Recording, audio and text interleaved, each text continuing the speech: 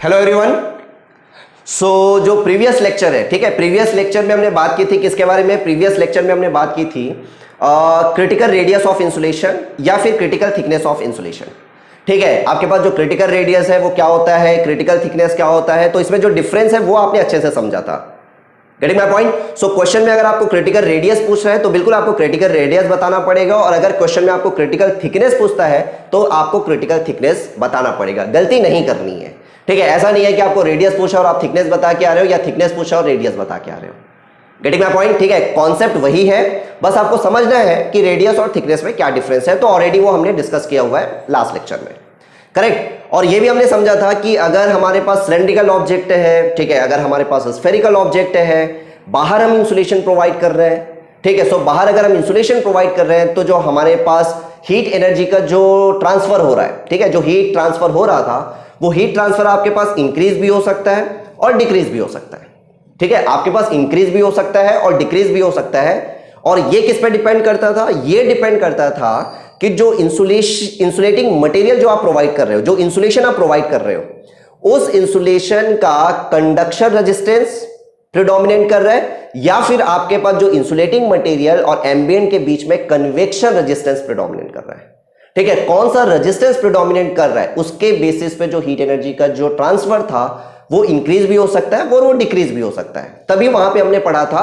Optimum radius या optimum thickness का concept, जिसको आपने बोला था क्रिटिकल थिकनेस या फिर critical radius. Getting my point? ठीक है। अब आपके पास यहां पे क्या देखना है? यहां पे ये देखना है कि अगर हम इंसुलेशन अंदर प्रोवाइड करें, ठीक है, अगर हम इंसुलेशन अंदर प्रोवाइड करें, ठीक है, सो अंदर प्रोवाइड करें तो जैसे कि फॉर एग्जांपल आपके पास मान लो पाइप है, ठीक है, आपके पास सिलेंड्रिकल पाइप है, या फिर आपके पास मान लो हॉलो सिलेंडर है, या फिर मान लीजिए हॉलो स्फीयर है, ठीक है। सो उस केस में क्या होगा? उस केस में अगर हम इंसुलेशन अंदर प्रोवाइड करते हैं तो उसके कारण से जो हीट एनर्जी का जो ट्रांसफर है, वो हीट एनर्जी का ट्रांसफर में क्या फर्क पड़ेगा? वो इंक्रीज होगा, डिक्रीज होगा, इंक्रीज हो सकता है, डिक्रीज हो सकता है। बोलने का मतलब है कि हीट एनर्जी का जो ट्रांसफर है उस पर क्या फर्क पड़ेगा, ये बात आपको करनी है, करेक्ट है। सो यहां पे मैं क्या कर रहा हूं समझने के लिए, यहां पे मैं क्या करता हूं, एक पाइप कंसीडर करता हूं, ठीक है, या फिर आप बोल सकते हो हॉलो सिलेंडर आप कंसीडर कर लो, ठीक है। सो ये मेरे पास क्या हो गया? ये आपके पास पाइप हो गया, या फिर मैं बोल सकता हूं ये मेरे पास क्या है? ये मेरे पास है हॉलो सिलेंडर। क्लियर? और ये जो पाइप या हॉलो सिलेंडर आप देख रहे हो, इसका जो रेडियस है, इसका जो रेडियस है, ये रेडियस मेरे पास क्या हो गया? ये रेडियस मेरे पास हो गया R1, और ये जो रेडियस है, ये रेडियस मेरे पास क्या है? ये रेडियस है मेरे पास R2। क्लियर? और अगर मैं लेंथ की बात करता हूं, ठीक है, ये जो हॉलो सिलेंडर या पाइप की बात कर रहे हो, इसका जो लेंथ है वो लेंथ में क्या बोल रहा हूं? लेंथ मेरे पास L है, and that is perpendicular to the board, ठीक है। ये मेरे पास क्या है? Perpendicular to the board. Clear है? और ये जिस मटेरियल का बना हुआ है उस मटेरियल की जो थर्मल कंडक्टिविटी है, उस थर्मल कंडक्टिविटी को मैं क्या बोल रहा हूं? थर्मल कंडक्टिविटी को मैं बोल रहा हूं K, करेक्ट है। सो ये जो पाइप मटेरियल आप देख रहे हो, इसकी जो थर्मल कंडक्टिविटी है वो मेरे पास क्या है? वो मेरे पास है K। बाहर अगर मैं बोलता हूं एम्बिएंट का जो टेम्परेचर है वो मेरे पास क्या है? That is nothing but the TA, और जो कन्वेक्टिव हीट ट्रांसफर कोफिशिएंट है वो मेरे पास क्या है? वो मेरे पास है HA, करेक्ट है। अब देखो, अब मैं क्या कर रहा हूं, आपके पास यहां पे इंसुलेशन प्रोवाइड करता हूं, और वो जो इंसुलेशन है वो कहां प्रोवाइड कर रहा हूं? अंदर, ठीक है। तो ये मेरे पास क्या हो गया भाई? ये मेरे पास हो गया इंसुलेशन, ठीक है। और ये जो इंसुलेशन आपने प्रोवाइड किया है, तो जो इंसुलेटिंग मटेरियल आप देख रहे हो, इस इंसुलेटिंग मटेरियल की जो थर्मल कंडक्टिविटी है उसको मैं क्या बोल रहा हूं? उसको मैं बोल रहा हूं KI, करेक्ट है। सो K मेरे पास क्या है? K मेरे पास है पाइप मटेरियल की थर्मल कंडक्टिविटी, और मेरे पास जो KI है वो मेरे पास क्या है? KI जो है वो जो इंसुलेटिंग मटेरियल आप देख रहे हो, इस इंसुलेटिंग मटेरियल का थर्मल कंडक्टिविटी, करेक्ट। और ये जो इंसुलेटिंग मटेरियल है इसका जो रेडियस है, ठीक है, ये जो रेडियस है, ये रेडियस मेरे पास क्या हो गया भाई? ये रेडियस हो गया मेरे पास R, करेक्ट। सो R मेरे पास क्या है? अगर मैं यहां पे लिखूं R मेरे पास क्या है, तो मैं बोलूंगा इंसुलेशन रेडियस या फिर radius of insulation, radius of insulation, correct. और अगर मैं आपको बोलूं थिकनेस ऑफ इंसुलेशन क्या होगा, तो आपको साफ साफ दिख रहा है, थिकनेस ये हो जाएगा, ये मेरे पास थिकनेस है, और ये थिकनेस मेरे पास क्या हो जाएगा? That is nothing but the R1 minus R, right. So R1 minus R, R1 minus R, ये मेरे पास क्या है? ये मेरे पास है thickness of insulation, thickness of insulation, correct है। ये हो गया मान लीजिए, that is T. Correct. So यहां से अगर मैं बोलूं R1 माइनस आर मेरे पास क्या है, R1 माइनस आर मेरे पास है, R1 माइनस आर मेरे पास है थिकनेस ऑफ इंसुलेशन, और R मेरे पास क्या है, R है मेरे पास रेडियस ऑफ इंसुलेशन। करेक्ट। और मान लीजिए ये जो पाइप है, ठीक है, ये जो पाइप आप देख रहे हो, ये मेरे पास क्या कैरी करके ले जा रहा है, स्टीम कैरी करके ले जा रहा है, ठीक। और ये जो स्टीम है, इस स्टीम का जो टेम्परेचर है, इस टेम्परेचर को मैं बोल देता हूं TH है, और जो कन्वेक्टिव हीट ट्रांसफर कोफिशिएंट है वो मेरे पास क्या है, वो मेरे पास है HH, राइट। और यहां से मैं ये भी बोल रहा हूं कि भाई जो TH है वो ग्रेटर है किससे, TA से।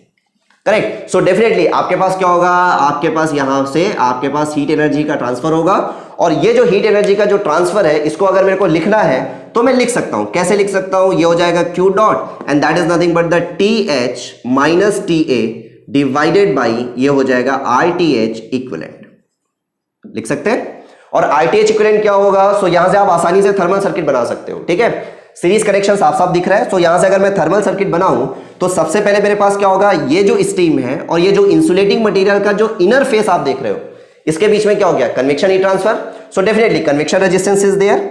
सो सबसे पहले आपके पास ये हो गया convection resistance, then insulating material का conduction resistance, then pipe material का कंडक्शन रेजिस्टेंस, देन बाहर एम्बिएंट में कन्वेक्शन रेजिस्टेंस, ये हो गया, राइट। ये टेम्परेचर मेरे पास है TA, और ये टेम्परेचर मेरे पास क्या था, ये टेम्परेचर है मेरे पास TH। करेक्ट। ये मैं बोल रहा हूं, ये मेरे पास है RTH1, ये मेरे पास हो गया RTH2, ये मेरे पास हो गया RTH3, और ये मेरे पास हो गया RTH4। करेक्ट। और सीरीज कनेक्शन है, तो सीरीज कनेक्शन में अगर मुझे निकालना होगा RTH इक्विवेलेंट, सो RTH इक्विवेलेंट क्या हो जाएगा, RTH1 plus RTH2 plus RTH3 plus RTH4। Clear. Now RTH1, RTH2, RTH3, RTH4 लिखा जा सकता है क्या, ठीक है, बिल्कुल लिखा जा सकता है। कैसे लिखेंगे, सो RTH1 ये है क्या, बेसिकली कन्वेक्शन रेजिस्टेंस, ठीक है। स्टीम और जो इंसुलेटिंग मटेरियल का जो इनर फेस है उसके बीच में कन्वेक्शन रेजिस्टेंस, तो ये हो जाएगा 1 अपॉन ये हो जाएगा HH multiplied by area responsible for the convection heat transfer, and that is nothing but the, मैं लिख सकता हूं दिस इज 2 पाई, ये हो जाएगा R और ये हो गया L, ठीक है। This is nothing but the RTH1। What is RTH2, RTH2 ये RTH2 क्या हो जाएगा, that is equal to, right. So ये हो गया भाई मेरे पास natural log R1 by R, natural log R1 by R divided by ये हो जाएगा 2 पाई KI, ये हो गया L, right. Now RTH3 this is equal to ये हो जाएगा natural log R2 by R1 divided by 2 pi KL, right. Now similarly RTH4 लिख लियो। सो RTH4 क्या हो जाएगा, ये हो जाएगा 1 अपॉन ये हो जाएगा HA 2 पाई, ये हो गया R2L, ठीक है, area which is responsible for the convection heat transfer. Clear. अब देखो, अब यहां से क्वेश्चन ये है कि अगर हम इस थिकनेस को चेंज करते हैं, ठीक है, किसके थिकनेस को, इंसुलेशन की थिकनेस को अगर हम चेंज करेंगे तो उसके कारण से ये जो आपके पास रेट ऑफ हीट ट्रांसफर यहां पे आप देख रहे हो उस पे क्या फर्क पड़ेगा, ठीक है, इंक्रीज होगा, डिक्रीज होगा, ठीक है, इंक्रीज भी हो सकता है, डिक्रीज भी हो सकता है, एक्चुअली होगा क्या, ये बात आपको करना है। करेक्ट है। सो यहां से अगर मैं क्या करता हूं, अगर मैं इंसुलेशन की थिकनेस को अगर मैं क्या करता हूं, इंक्रीज करता हूं, ठीक। सो इंसुलेशन की थिकनेस को अगर मैं इंक्रीज करूं, सो यहां से थोड़ा सा ऑब्जर्व करने की कोशिश करना, ये मैंने क्या कर दिया, ये मैंने थिकनेस को क्या किया, थिकनेस को मैंने बढ़ा दिया, ठीक है। ये जो थिकनेस पहले थिकनेस ये था, now thickness is this, correct. और अब जो मेरे को रेडियस मिल रहा है वो रेडियस मेरे पास क्या है, वो रेडियस है मेरे पास R dash, correct. So no doubt यहां से आप ऑब्जर्व करेंगे कि भाई थिकनेस जो है वो थिकनेस तो इंक्रीज हो रहा है, ठीक है, थिकनेस जो है वो तो इंक्रीज हो रहा है, लेकिन जो R होगा, रेडियस होगा, वो मेरे पास क्या हो रहा है, वो मेरे पास डिक्रीज हो रहा है। सो अगर मैं आपसे ये बोलूं कि थिकनेस ऑफ इंसुलेशन अगर आप बढ़ा रहे हो, ठीक है, थिकनेस ऑफ इंसुलेशन को अगर आप इंक्रीज कर रहे हो, तो साफ साफ मेरे को देखने को मिल रहा है कि जो रेडियस ऑफ इंसुलेशन है वो मेरे पास क्या होगा, वो मेरे पास डिक्रीज होगा। It is a quite obvious, right. अगर ये टर्म थिकनेस को मैंने क्या लिखा है, थिकनेस को मैंने लिखा है R1 माइनस R, अगर मैं बोलता हूं थिकनेस मेरे पास क्या हो रहा है, थिकनेस मेरे पास बढ़ रहा है, ये टर्म तो कांस्टेंट है ना, तो ये मेरे पास क्या होगा, ये मेरे पास डिक्रीज ही होगा। करेक्ट। सो अगर हम थिकनेस को बढ़ाते हैं तो रेडियस जो होगा वो डिक्रीज होगा। सो यहां से समझने की कोशिश करो कि जो थर्मल रेजिस्टेंस है उस पर क्या फर्क पड़ेगा, राइट। सो पहला जो थर्मल रेजिस्टेंस है RTH1, उस पर क्या फर्क पड़ेगा, ये जो R है, ये R मेरे पास क्या हो रहा है, ये R डिक्रीज हो रहा है। तो R अगर डिक्रीज हो रहा होगा तो जो RTH1 होगा ये मेरे पास क्या होगा, ये मेरे पास इंक्रीज होगा, करेक्ट। सिमिलरली अगर मैं बात करता हूं RTH2, सो RTH2 को आप कैसे लिख सकते हो, देखो RTH2 को मैं लिख सकता हूं क्या, natural log R1 minus natural log R divided by, ये हो जाएगा 2 पाई, ये हो जाएगा KIL, करेक्ट। अब यहां पे साफ साफ दिख रहा है कि अगर मैं क्या करता हूं, अगर मैं इस R को डिक्रीज कर रहा हूं, ठीक है, ये जो R है ये डिक्रीज हो रहा है। सो जो RTH2 होगा, RTH2 जो होगा वो मेरे पास क्या होगा, वो मेरे पास इंक्रीज होगा, करेक्ट। अच्छा, RTH3 पे क्या फर्क पड़ेगा, तो आप बोलोगे कि RTH3 पे कोई फर्क नहीं पड़ेगा क्योंकि वेरिएबल है ही नहीं ना, R2 कांस्टेंट है, R1 कांस्टेंट है, K कांस्टेंट है, L कांस्टेंट है, राइट। वैसे ही अगर मैं बोलूं क्या RTH4, सो RTH4 पे क्या फर्क पड़ेगा, RTH4 पे भी कोई फर्क नहीं पड़ेगा, करेक्ट। सो अगर हम क्या कर रहे हैं, अगर हम इंसुलेशन की थिकनेस को इंक्रीज कर रहे हैं, इंसुलेशन की थिकनेस को अगर हम इंक्रीज कर रहे हैं तो हम क्या ऑब्जर्व कर पा रहे हैं कि जो RTH1 है वो इंक्रीज हो रहा है, RTH2 जो है वो इंक्रीज हो रहा है, करेक्ट है। RTH3 कांस्टेंट है, RTH4 कांस्टेंट है, राइट। सो इसका इंपैक्ट कहां पड़ने वाला है, इसका इंपैक्ट पड़ने वाला है कि जो RTH इक्विवेलेंट होगा, ठीक है, RTH जो इक्विवेलेंट होगा, ये RTH इक्विवेलेंट क्या होगा, ये RTH इक्विवेलेंट इंक्रीज होगा। और RTH इक्विवेलेंट अगर मेरे पास इंक्रीज हो रहा है, अगर ये इंक्रीज हो रहा है तो जो Q डॉट है वो मेरे पास क्या होगा, Q डॉट मेरे पास डिक्रीज होगा, करेक्ट है। तो यहां पे ऐसी कोई बात है ही नहीं कि अगर आप थिकनेस ऑफ इंसुलेशन को, अगर आप बढ़ा रहे हो तो आपके पास Q डॉट जो है वो आपके पास क्या हो सकता है, Q डॉट इंक्रीज भी हो सकता है, ठीक है, ऐसी कोई बात नहीं है। जब भी आप थिकनेस ऑफ इंसुलेशन को इंक्रीज करेंगे, ठीक है, जब भी आप थिकनेस ऑफ इंसुलेशन को इंक्रीज करेंगे तो RTH इक्विवेलेंट क्या होगा, वो इंक्रीज ही होगा, ठीक है। और RTH अगर इक्विवेलेंट इंक्रीज हो रहा है तो जो हीट ट्रांसफर है वो क्या होगा, डिक्रीज ही होगा। गेटिंग माय पॉइंट, ठीक है। सो जब भी अगर हम बात करते हैं किसकी, जब भी हम बात करते हैं अगर हम इंसुलेशन अंदर प्रोवाइड करते हैं, ठीक है, अगर हम इंसुलेशन अंदर प्रोवाइड करते हैं, ठीक है, तो इंसुलेशन की थिकनेस को अगर आप बढ़ाओगे तो हमेशा जो हीट ट्रांसफर है वो क्या होगा, वो डिक्रीज होगा। Getting my point, so that's why there is no concept of, जब भी हम इंसुलेशन अंदर प्रोवाइड करते हैं तो ऐसा कोई कॉन्सेप्ट नहीं है, ठीक है, जो हमने पहले पढ़ा हुआ है जब हम इंसुलेशन आउटसाइड प्रोवाइड कर रहे थे, ठीक है। मतलब बोलने का मतलब क्या है, there is a no concept of critical thickness of insulation, there is a no concept of critical radius of insulation, correct. जब भी हम इंसुलेशन अंदर प्रोवाइड करते हैं तो यहां पे आपके पास क्रिटिकल थिकनेस या क्रिटिकल रेडियस की कोई बात ही नहीं होती, कोई कॉन्सेप्ट ऐसा है ही नहीं। क्यों कॉन्सेप्ट नहीं है, क्योंकि जब भी आप व्हेनेवर आप इंक्रीज करोगे, क्या इंक्रीज करोगे आप थिकनेस ऑफ इंसुलेशन को, तो जो आपके पास हीट ट्रांसफर है वो डिक्रीज ही होगा। गेटिंग माय पॉइंट, ठीक है। सो अब क्वेश्चन ये पूछ सकते हो कि सर हम इंसुलेशन हमेशा अंदर ही क्यों प्रोवाइड नहीं करते, ठीक है, इंसुलेशन, क्योंकि हमें यहां पे अगर हमारा ऑब्जेक्टिव क्या है, हमारा ऑब्जेक्टिव अगर हमारे पास हीट ट्रांसफर को क्या करना है, हीट ट्रांसफर को डिक्रीज करना है, ठीक है, एक पाइप जो स्टीम कैरी करके ले जा रहा है, ठीक है, तो हम इंसुलेशन अगर अंदर प्रोवाइड कर दें और इंसुलेशन की थिकनेस को अगर हम इंक्रीज करते हैं, ठीक है, तो डेफिनेटली हमारे पास जो हीट ट्रांसफर है वो क्या होगा, डिक्रीज होगा, वो साफ साफ दिख रहा है आपको। तो हम अंदर ही क्यों प्रोवाइड नहीं करते, ठीक है। सो अंदर प्रोवाइड करने से देखो दिक्कत क्या है, पहला तो आपके पास डेफिनेटली आपके पास अंदर प्रोवाइड करना थोड़ा सा डिफिकल्ट टास्क है एज कंपेयर टू बाहर प्रोवाइड करने से, ठीक है, अंदर प्रोवाइड करना डिफिकल्ट टास्क है, ठीक। सेकेंड चीज आपके पास क्या हो रहा है, सेकेंड चीज आपके पास जो प्रेशर ड्रॉप होगा, ठीक है, क्यों, क्योंकि आपके पास जो फ्लो एरिया है, अगर आप इंसुलेशन अंदर प्रोवाइड कर रहे हो, इंसुलेशन के रेडियस को अगर आप क्या कर रहे हो, रेडियस को या थिकनेस को, अगर मैं बोलूं थिकनेस को अगर आप बढ़ा रहे हो तो उसके कारण से क्या होगा, जो फ्लो एरिया होगा वो फ्लो एरिया कम होगा, और फ्लो एरिया अगर कम हो रहा है तो जो प्रेशर ड्रॉप होगा वो प्रेशर ड्रॉप आपके पास ज्यादा होगा। गेटिंग माय पॉइंट, इसलिए अंदर प्रोवाइड करना आपके पास जस्टिफाई नहीं है, ठीक है। इंसुलेशन अगर हम अंदर प्रोवाइड करते हैं तो उसका क्या है, पहला तो आपके पास आसान काम नहीं है, दूसरी चीज क्या है, दूसरी चीज है आपके पास जो प्रेशर ड्रॉप है वो प्रेशर ड्रॉप आपके पास ज्यादा होगा। गेटिंग माय पॉइंट, ठीक है। तो एक चीज को हमेशा याद रखिएगा, ठीक है, ये भी आपके एग्जाम में पूछा जाता है कि अगर हम इंसुलेशन अंदर प्रोवाइड कर दें, ठीक है, अगर हमारे पास पाइप है और पाइप के अंदर अगर हम इंसुलेशन प्रोवाइड कर दें तो आपके पास जो हीट एनर्जी का जो ट्रांसफर है उस पर क्या फर्क पड़ेगा, ठीक है। तो भाई अगर आप इंसुलेशन अंदर प्रोवाइड करते हो और इंसुलेशन का जो थिकनेस है उसको अगर आप इंक्रीज करते हो, ठीक है, तो हीट एनर्जी का जो लॉस है, हीट एनर्जी का जो ट्रांसफर है वो हमेशा डिक्रीज होगा, चांस ही नहीं है कि आपके पास इंक्रीज हो। क्लियर हो गई इतनी बात, ठीक है। और ऐसा ही आप देख सकते हो हॉलो स्फीयर के केस में भी, ठीक है, जैसा आपने पाइप के केस में आप यहां पे देख रहे हो वैसा ही आप हॉलो स्फीयर के केस में भी देख सकते हो।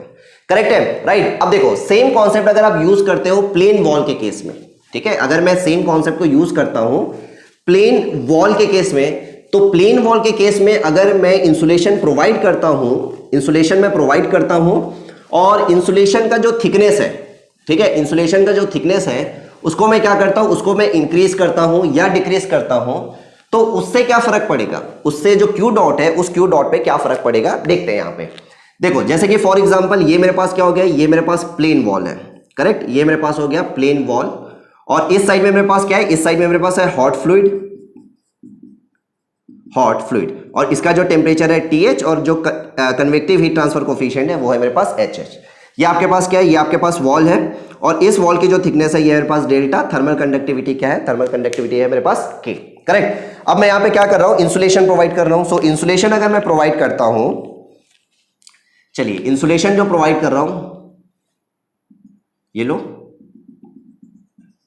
और ये जो इंसुलेशन हम प्रोवाइड कर रहे हैं इसकी जो थिकनेस है, इस थिकनेस को मैं बोल देता हूं ये मेरे पास है क्या, ये मेरे पास है T, करेक्ट। बाहर आपके पास क्या है भाई, बाहर आपके पास एम्बिएंट है, बाहर आपके पास एम्बिएंट है और ये जो एम्बिएंट है उसका जो टेम्परेचर है वो TA है और जो कन्वेक्टिव हीट ट्रांसफर कोफिशिएंट है वो है मेरे पास क्या, वो है मेरे पास HA, क्लियर। सो अब इस केस में ये है कि अगर इस थिकनेस को अगर मैं इंक्रीज करता हूं या डिक्रीज करता हूं तो उससे क्यू डॉट पे क्या फर्क पड़ेगा, राइट। सो सेम कॉन्सेप्ट यहां पे अगर मैं बोलूं Q dot is equal to, चलो एक काम कर सकता हूं, लिख सकता हूं क्या, TH minus TA divided by ये हो गया RTH equivalent, correct. Now RTH equivalent अगर यहां से फाइंड आउट करना है RTH इक्विवेलेंट, सो अगेन यहां से थर्मल सर्किट बना सकते हो। तो सबसे पहले आपके पास क्या हो गया, convective resistance, then conduction resistance wall का, then conduction resistance insulating material का, then convection resistance, clear. So ये हो गया अगेन, ये टेम्परेचर है TH, ये टेम्परेचर है TA,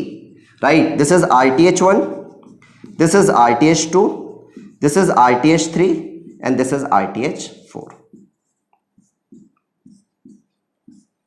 करेक्ट। सो यहां से आपके पास RTH इक्विवेलेंट ये हो जाएगा RTH1 plus RTH2 plus RTH3 plus RTH4, correct. Now यहां से लिखा जा सकता है तो ये हो जाएगा 1 अपॉन HHA प्लस ये हो जाएगा आपके पास delta divided by KA plus ये हो जाएगा T डिवाइडेड बाई ये हो गया KA प्लस ये हो जाएगा 1 अपॉन HA और ये हो गया A, ठीक है। एरिया तो सभी में कॉमन है, राइट। अब देखो, अब यहां से अगर देखोगे कि अगर मैं ये जो थिकनेस है, ये थिकनेस को अगर मैं इंक्रीज करता हूं, ठीक है, जो थिकनेस को अगर मैं इंक्रीज करूंगा तो ये वाला टर्म मेरे पास क्या होगा, ये वाला टर्म मेरे पास इंक्रीज होगा, बाकी तो इस पे कोई फर्क नहीं पड़ेगा, इस पे कोई फर्क नहीं पड़ेगा, इस पे कोई फर्क नहीं पड़ेगा, राइट। अगर आप थिकनेस को क्या कर रहे हो, अगर आप थिकनेस को इंक्रीज कर रहे हो तो इस टर्म पे कोई फर्क नहीं पड़ेगा, इस टर्म पे कोई फर्क नहीं पड़ेगा, इस टर्म पे कोई फर्क नहीं पड़ेगा, फर्क पड़ेगा किस टर्म पे, इस टर्म पे।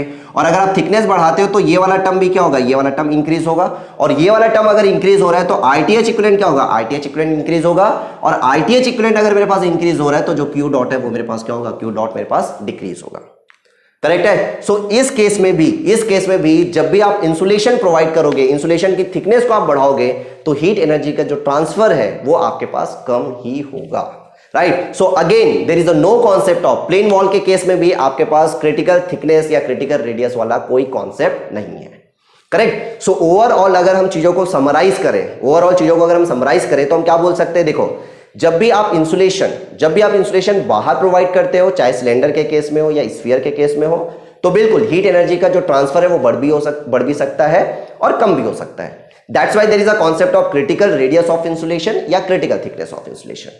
अगर आपके पास वही सिलेंडर है और आपके पास स्फीयर है, ठीक है, अंदर में आप इंसुलेशन प्रोवाइड करते हो, हॉलो सिलेंडर या हॉलो स्फीयर के अंदर में आप इंसुलेशन प्रोवाइड करते हो और इंसुलेशन की थिकनेस को आप इंक्रीज करते हो, तो हीट एनर्जी का जो लॉस है वो डिक्रीज ही होगा। So there is a no concept of critical thickness और क्रिटिकल रेडियस। बिल्कुल प्लेन वॉल के केस में भी देखोगे तो वही चीज है। प्लेन वॉल के केस में भी अगर आप इंसुलेशन की थिकनेस को इंक्रीज करते हो तो भी आपके पास जो हीट एनर्जी का जो ट्रांसफर है वो हमेशा डिक्रीज ही होगा। यहां पे भी आपके पास कोई कॉन्सेप्ट नहीं है क्रिटिकल थिकनेस या क्रिटिकल इंसुलेशन का। क्लियर है point? So it is all about the critical radius या क्रिटिकल थिकनेस ऑफ इंसुलेशन। ठीक है, अब आपके पास कुछ आपके एग्जाम में क्वेश्चंस आए हुए हैं, उन क्वेश्चंस को देख लेते हैं। तो कॉन्सेप्ट अगर क्लियर है, तो क्वेश्चन आसानी से बनेंगे। ठीक है, आपने देखा होगा, ठीक है, एनालिसिस किया होगा कि भाई कितना कॉन्सेप्चुअल पार्ट है ये। ठीक है, सो कॉन्सेप्चुअल पार्ट है। ठीक है, आपके एग्जाम में अगर क्वेश्चन आता है, कॉन्सेप्ट क्लियर है, तो क्वेश्चन बनाने में मजा आएगा, क्वेश्चन आप गलती नहीं करोगे। ठीक है, तो कुछ क्वेश्चन देख लेते हैं, उसके बाद फिर नेक्स्ट टॉपिक देखेंगे। ठीक है, सो चलिए यहां पे कुछ प्रॉब्लम डिस्कस कर लेते हैं। ठीक है, सो जो पहला प्रॉब्लम आप देख रहे हो, ठीक है, दोनों ही प्रॉब्लम आपके एग्जाम के पूछे हुए प्रॉब्लम्स हैं। ठीक है, पहला प्रॉब्लम आप पढ़िए। सो पहले प्रॉब्लम में क्या बोल के रखा हुआ है देखते हैं। With an increase in thickness of insulation around a circular pipe, heat loss to surrounding due to conduction के कारण से, कन्वेक्शन के कारण से जो होगा वो इंक्रीज होगा, वाइल कंडक्शन के कारण से जो होगा वो डिक्रीज होगा। ठीक है, सेकेंड आपको बोल रहा है कन्वेक्शन के कारण से डिक्रीज होगा, वाइल कंडक्शन के कारण से इंक्रीज होगा। थर्ड आपको बोल रहा है कन्वेक्शन और कंडक्शन दोनों के कारण से डिक्रीज होगा, और आपको जो नेक्स्ट ऑप्शन जो दे रहा है कन्वेक्शन और कंडक्शन दोनों के कारण से इंक्रीज होगा। ठीक है, so this is a purely conceptual question. Correct, जो प्रीवियस कॉन्सेप्ट आप बना के आए हो, ठीक है, क्रिटिकल रेडियस ऑफ इंसुलेशन या क्रिटिकल थिकनेस ऑफ इंसुलेशन से रिलेटेड, वही कॉन्सेप्ट यहां पे यूज होने वाला है। ठीक है, सो जो कॉन्सेप्ट क्लियर है तो प्रॉब्लम आप कभी गलत नहीं करोगे। राइट, सो देखो प्रॉब्लम में बोल के रखा है कि भाई मेरे पास क्या है, मेरे पास ठीक है पाइप है। चलो ये मेरे पास मान लो पाइप है, और ये जो पाइप है, इस पाइप का जो इनर रेडियस है वो मैं बोल देता हूं R1 है, और जो आउटर रेडियस है वो मैं बोल देता हूं क्या है, वो मैं बोल देता हूं R2 है। क्लियर? अब देखो इस पाइप के चारों तरफ इंसुलेशन प्रोवाइड किया गया है। सो जो इंसुलेशन प्रोवाइड किया गया है, तो ये मेरे पास क्या हो गया भाई, इंसुलेटिंग मटेरियल। और ये जो इंसुलेटिंग मटेरियल है, इसका जो रेडियस है, इस रेडियस को मैं बोल देता हूं कि ये मेरे पास क्या है, ये मेरे पास है R। क्लियर? बाहर जो कन्वेक्शन के कारण से जो हीट ट्रांसफर होगा, उसके लिए जो कन्वेक्टिव हीट ट्रांसफर कोफिशिएंट है वो मैं बोल देता हूं HI है, और जो इंसुलेटिंग मटेरियल की जो थर्मल कंडक्टिविटी है उसको मैं बोल देता हूं क्या है, KI है। करेक्ट? सो क्वेश्चन ये है कि आपके पास जो कन्वेक्शन जो हीट ट्रांसफर होगा और जो कंडक्शन हीट ट्रांसफर होगा इस इंसुलेटिंग मटेरियल के थ्रू, ठीक है, उसके ऊपर कमेंट करना है। ये क्वेश्चन आपसे यही पूछ रहा है। क्लियर? सो यहां से साफ साफ देखोगे, सो अगर मैं क्या करता हूं, अगर मैं इंसुलेशन की थिकनेस को अगर इंक्रीज करता हूं, ठीक है, सो इंसुलेशन की थिकनेस अगर बढ़ाऊंगा, सो डेफिनेटली जो रेडियस होगा इंसुलेशन का वो भी क्या होगा, वो भी मेरे पास इंक्रीज होगा। करेक्ट है पॉइंट? ठीक है, अब देखो, अब यहां से अगर मैं बोलूं, ठीक है, सबसे पहले अगर मैं बात करता हूं किसकी, अगर मैं बात करता हूं जो इंसुलेटिंग मटेरियल जो कंडक्शन रेजिस्टेंस ऑफर करेगा, ठीक है, इंसुलेटिंग मटेरियल जो कंडक्शन रेजिस्टेंस ऑफर करेगा, उसको मैं क्या लिख सकता हूं, तो यहां से अगर मैं देखूं तो क्या लिख सके, कंडक्शन नेचुरल लॉग ये हो जाएगा R/R2 divided by this is 2 pi KIL, यही लिखेंगे। और जो कन्वेक्शन रेजिस्टेंस होगा, उस कन्वेक्शन रेजिस्टेंस को मैं क्या लिख सकता हूं, ये हो गया RTH convection, that is nothing but the 1/HA multiplied by ये हो जाएगा 2 पाई RL। क्लियर? अब देखो, अब यहां से अगर आप क्या करते हो, अगर आप इंसुलेशन के रेडियस को, ठीक है, इंसुलेशन के रेडियस को अगर आप, या इंसुलेशन की थिकनेस को अगर आप क्या करते हो, इंक्रीज करते हो। सो इंसुलेशन की थिकनेस को अगर आप इंक्रीज करोगे, तो भाई इंसुलेशन की थिकनेस, चलिए इंसुलेशन की थिकनेस मैंने इंक्रीज कर दिया, मैंने ये कर दिया।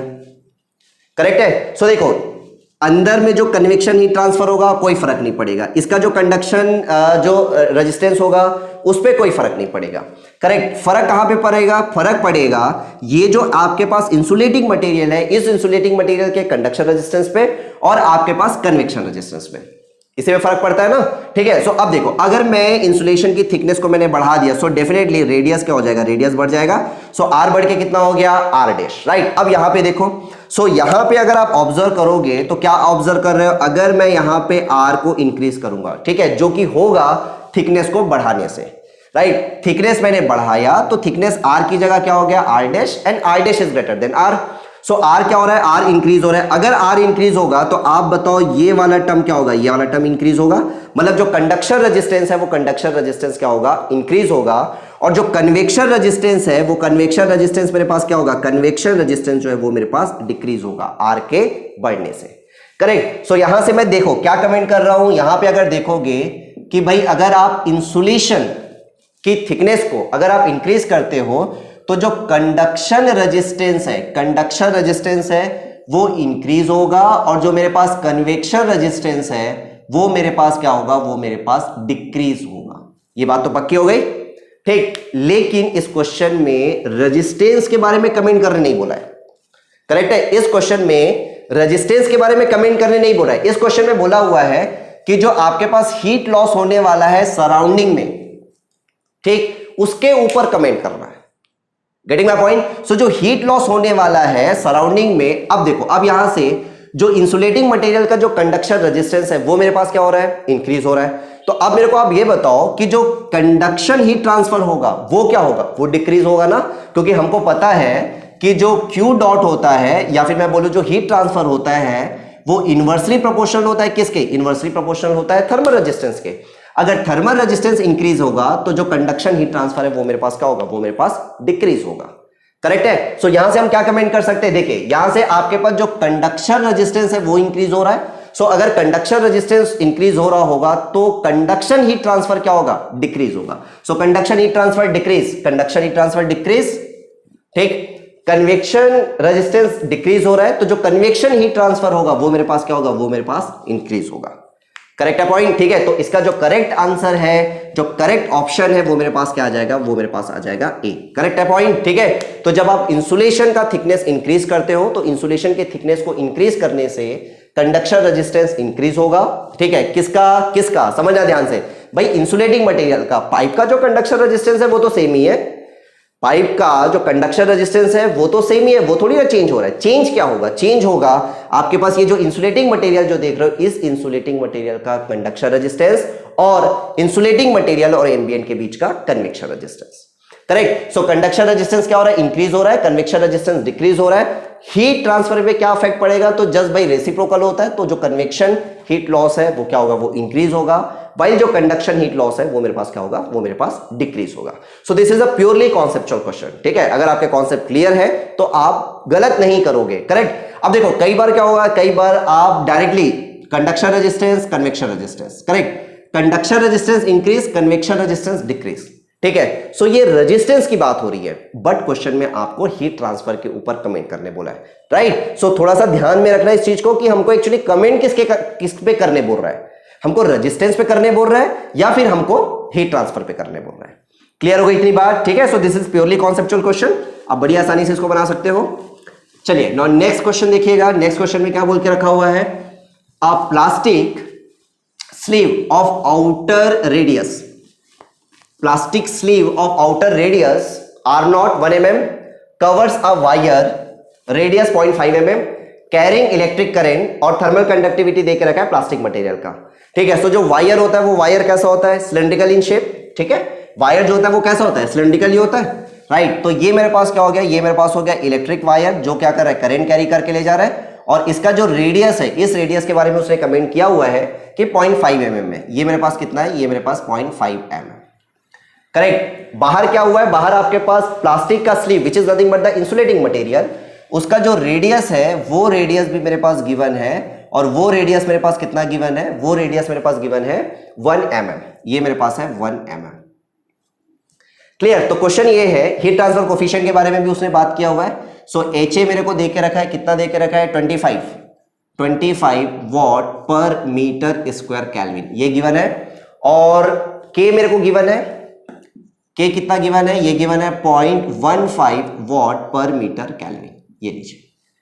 करेक्ट? सो क्वेश्चन ये है कि अगर आप भाई प्लास्टिक का कवर आप लगाते हो उस वायर पे, तो जो हीट ट्रांसफर होगा वायर से एम्बिएंट में वो क्या होगा, इंक्रीज होगा, डिक्रीज होगा, कि सेम रहेगा या फिर जीरो के बराबर हो जाएगा।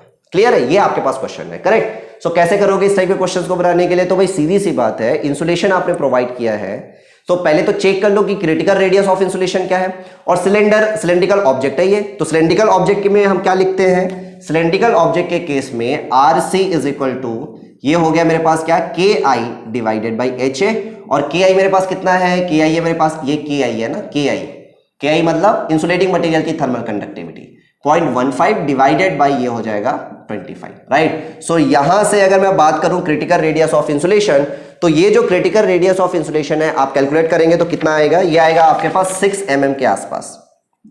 ठीक है, यहां से सॉल्व करोगे तो ये मीटर में आएगा। करेक्ट है? तो 0.006 ऐसा कुछ आएगा। ठीक है, मीटर में। सो यहां से RC कितना आ रहा है, RC आ रहा है आपके पास 6 mm। क्लियर पॉइंट, ठीक है। अब देखो, अब यहां से आपको ग्राफ पता है, किसका ग्राफ पता है, Q डॉट वर्सेस R, ठीक है। और ये कुछ जो ग्राफ होता है ऐसा कुछ होता है, ठीक है। जिस R के करस्पॉन्डिंग हीट ट्रांसफर मैक्सिमम होता है उसको आप बोलते हो RC, करेक्ट। ये हो गया मेरे पास क्या, Q डॉट मैक्स। और RC मेरे पास कितना है, RC है मेरे पास 6 mm, करेक्ट। ये जो वायर है, इस वायर का रेडियस कितना था भाई, वायर का जो रेडियस था वो था 0.5 mm, which is lesser than the RC। सो जो R है, जो वायर का रेडियस है, वो मेरे पास लेसर है किससे, RC से, करेक्ट। मतलब कहां पे आएगा, यहां कहीं पे आएगा, ये लो, करेक्ट है। ये मेरे पास हो गया 0.5 mm, 0.5 mm, राइट। अब देखो, अब आपके पास क्या हो रहा है, अगर आपने, क्या हुआ है यहां पे चेक कर लो, आपने जब आपने प्लास्टिक स्लीव प्रोवाइड किया, जब आपने इंसुलेशन प्रोवाइड किया, तो उससे जो रेडियस है वो बढ़ के कितना हो गया, 1 mm। सो 1 mm मतलब अभी भी वो कितने कम है, 6 mm से, मतलब यहां कहीं आएगा, यहां कहीं आएगा। और इसके करस्पॉन्डिंग जो हीट ट्रांसफर था वो था Q डॉट, इसके करस्पॉन्डिंग जो हीट ट्रांसफर है ये मेरे पास हो गया Q डॉट डैश। सो क्या दिख रहा है यहां से दिख रहा है कि अगर मैं स्लीव प्रोवाइड करता हूं, ठीक है, स्लीव अगर मैं प्रोवाइड करता हूं, तो जो Q डॉट डैश है वो ग्रेटर है किससे, Q डॉट से, करेक्ट है। सो साफ साफ दिख रहा है कि स्लीव प्रोवाइड करने से जो हीट ट्रांसफर है वो हीट ट्रांसफर क्या हो रहा है, इंक्रीज हो रहा है, ठीक है। तो करेक्ट आंसर क्या आ जाएगा, करेक्ट आंसर आ जाएगा आपके पास कि जो हीट ट्रांसफर है वो हीट ट्रांसफर मेरे पास क्या होगा, इंक्रीज होगा, करेक्ट है पॉइंट, ठीक है। तो इस टाइप का क्वेश्चन, अगेन ये आपके एग्जाम में पूछा हुआ क्वेश्चन है। सो कॉन्सेप्ट अगर क्लियर है तो आप आसानी से इन क्वेश्चंस को आंसर कर सकते हो, क्लियर है पॉइंट, ठीक है। तो क्या चीजें दिमाग में रखनी है, दिमाग में ये भी रखना है कि ये प्रॉब्लम सिलेंड्रिकल ऑब्जेक्ट का प्रॉब्लम है या स्फेरिकल ऑब्जेक्ट का प्रॉब्लम है, क्योंकि स्फेरिकल ऑब्जेक्ट के टाइम पे यहां पे क्या आता है, 2KI डिवाइडेड बाई HA, ठीक है। सिलेंड्रिकल ऑब्जेक्ट के केस में KI divided by HA, clear है पॉइंट, ठीक है। तो इन सारी चीजों को ध्यान रखते हुए आपको प्रॉब्लम को डील करना है, क्लियर, ठीक है। चलिए नेक्स्ट प्रॉब्लम देखते हैं।